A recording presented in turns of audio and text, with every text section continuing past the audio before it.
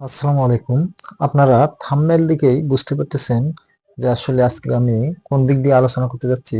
আমরা জানি এখানে লেখা আছে কি ক্যাসিনো। ক্যাসিনো এমন একটা শব্দ যেখানে আজকে বর্তমান বাংলাদেশ না সারা বিশ্বে প্রায় জনপ্রিয় একটা সাইট বা খেলার বাজির সাইট। এখানে এই ক্যাসিনো দিয়ে ছোট থেকে শুরু করে প্রাপ্তবয়স্ক পর্যন্ত সবাই এর সাথে পরিচিত, ক্যাসিনোর সাথে পরিচিত।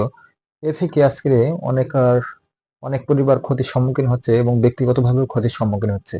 তাহলে আজকে আমরা জেনে নিই যে আসলে ক্ষতিটা কিভাবে হয়, ক্যাসিনো লাভটা কি এবং ক্ষতিটা কি, আমরা এটাকে জানতে পারি। ক্যাসিনো শব্দটা মূলত এসেছে ইউরোপ থেকে। ক্যাসিনো শব্দটা এসেছে, আধুনিক ক্যাসিনো এসেছে ইউরোপ ইউরোপ থেকে। ক্যাসিনো একটা ইতালিয়ান শব্দ, ইতালিয়ান শব্দ ইতালিয়ান শব্দ। এরা করে পরবর্তীতে এরা যুক্তরাষ্ট্র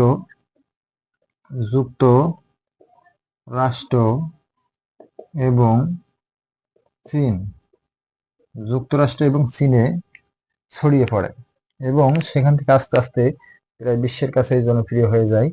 আর বেশিরভাগই জনপ্রিয় হয়ে যায়, যেমনটা এখন বর্তমান বাংলাদেশে বেশিরভাগই দেখা যায় যে বাচ্চা থেকে শুরু করে প্রাপ্তবয়স্ক পর্যন্ত এখানে খালি মূর্খ কিংবা অশিক্ষিত বলে কথা নয়, অনেকে আছে দেখা যাচ্ছে ভদ্র বেশি এবং শিক্ষিত ঠান্ডা ব্রেনের লোকেরাও এই ধরনের খেলার সাথে নিয়োজিত আছে।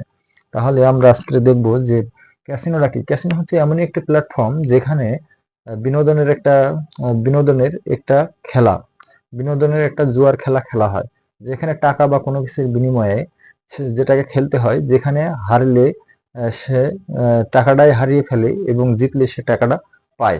এটা হচ্ছে অনলাইন এটা হচ্ছে ক্যাসিনো। এবং অনলাইন ক্যাসিনো হচ্ছে এমন একটি আধুনিক প্ল্যাটফর্মের যেখানে খেলোয়াড়রা খেলে, যেখানে একটা মোবাইল কিংবা কম্পিউটারের মাধ্যমে অনলাইন ভাবে বেটিং সিস্টেমে টাকা ধরে, সেটা হচ্ছে অনলাইন ক্যাসিনো। ক্যাসিনো কখনো হারে না, কারণ এর কখনো হারার সম্ভাবনা নাই, কারণ এটা এমনই একটা ভাবে এমন নিয়মে সেটিং করা থাকে, এমন গাণিতিক নিয়মে, যেখানে ক্যাসিনোর কোনো প্রকার হারার সম্ভাবনা নাই। সবসময় খেলোয়াড়েরই ক্ষতি হবে। যদি আপনারা সেটা বুঝতে চান, একটা গাণিতিক নিয়মে আপনাদেরকে বোঝাই।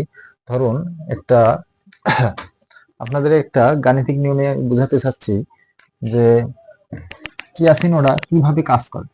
মনে করেন একটা European roulette roulette roulette European roulette দেখা যাচ্ছে একটা ব্ল্যাক এবং এপাশে আছে কি সাদা এবং এখানে আছে জিরো। এটাকে এমন ভাবে সেটিং করা হয়েছে যে মনে করেন যে 37 বার যদি এখানে খেলোয়াড় খেলে, 37 বার খেলোয়াড় খেলে, এখানে দেখা যাচ্ছে 18 হচ্ছে ব্ল্যাককে দিল এবং 18 বার দিল সাদা এবং একবার দিল হচ্ছে জিরো। তাহলে 18 18 36 আর 1 37। এখন যদি ধরুন 37 বার একজন প্লেয়ার খেললো এবং 37 বারে যদি সে 18 ধরে, এই যে ব্ল্যাকটা ধরে তাহলে 18 পাইলো, কিন্তু টোটাল খেলা কত? 37 বার। তাহলে 37 এর মধ্যে সে 18 বার যদি খেলে, তাহলে এখানে কত আসবে? 37 বারের ভিতরে যদি সে খেলে, তাহলে 48.65%। এখানে 18 37 ভাগ 18 48.65%। তার কি জেতার সম্ভাবনা, জিততে পারবে, জিতবে জিতবে 18 37-এর মধ্যে 18 বার সে পাইছে। কিন্তু 19 বার 37তে কি 18 বার গেলে তাহলে থাকে কত? 18 18 36 37 19 বার। তাহলে 37-এর মধ্যে 19 বার যদি হয়, তাহলে সে হারবে। তাহলে এটা হারবে কত? 51 পয়েন্ট সামথিং%। তাহলে এখানে দেখা যাবে যে শতকরা 2.70 টাকা 0% সে হারছে। একজন খেলোয়াড় 37 বার যদি খেলে, যদি এবং সে সাদা কিংবা কালো কোনোটাই ধরে, তারপরেও সে 2.70% হারছে। অর্থাৎ খেলোয়াড়ের হারের পার্সেন্ট হচ্ছে 2.7%। সুতরাং এমন নিয়মে সেটিং করা থাকে, এমন নিয়মে ক্যাসিনো সেটিং করা থাকে যেখানে দীর্ঘমেয়াদে খেলোয়াড় তার ক্ষতির সম্ভাবনা বেশি এবং হারবেই সে, এবং সে যত খেলবে, প্লেয়ার যত খেলবে ততই সে হাতে থাকবে। কিন্তু আমাদের মনে যেটাকে কাজ করে বেশি সেটা হচ্ছে যে দেখা যায় যে আমাদের মনে যেভাবে কাজ করে যে যদি 500 টাকা যদি ডিপোজিট করে সে 2000 টাকা উত্তোলন করতে পারে, উইথড্র করতে পারে, তখন সে দেখা যায় যে সবার সাথে বলে যে এই 2000 টাকা দিচ্ছে। কিন্তু পরবর্তীতে যখন সে এই 2000 টাকা ডিপোজিট করে 2000 টাকা ডিপোজিট করে যখন জিরো হয়, তখনও তার নেশা থেমে থাকে না, তখনও সে আসক্তিতে পড়ে থাকে এই 2000-এর নেশায়, এই 2000-এর নেশায়।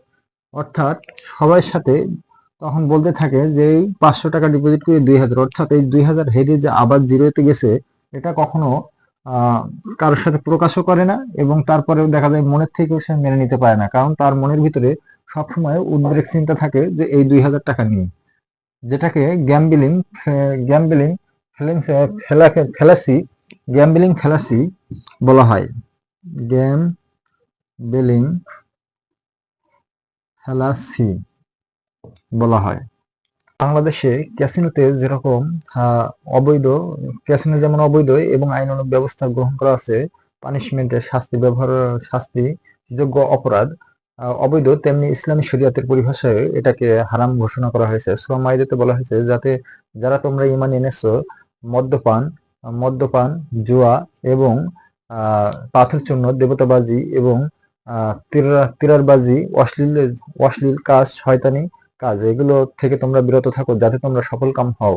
এবং এছাড়াও বুখারীতে বলা হয়েছে, হাদিস শরীফে বলা হয়েছে যে যে ব্যক্তি জুয়া খেলে তার মনের ভিতরে অসন্তোষ অসন্তোষ এবং আহ, সামাজিক অসন্তোষ তৈরি করে এবং মনের ভিতরে দুঃখ তৈরি করে। সুতরাং আমাদের কোনোটাকে সাপোর্ট করে না। এজন্য আমরা এগুলো থেকে বিরত থাকবো যাতে যাতে করে আমাদের সামাজিক অর্থনৈতিক কোনো দিক দিয়েই সমস্যা যাতে না হয় এবং নিজেরাও যাতে সেফ থাকতে পারি, আমরা সবাই সেই চেষ্টাই করবো ইনশাআল্লাহ।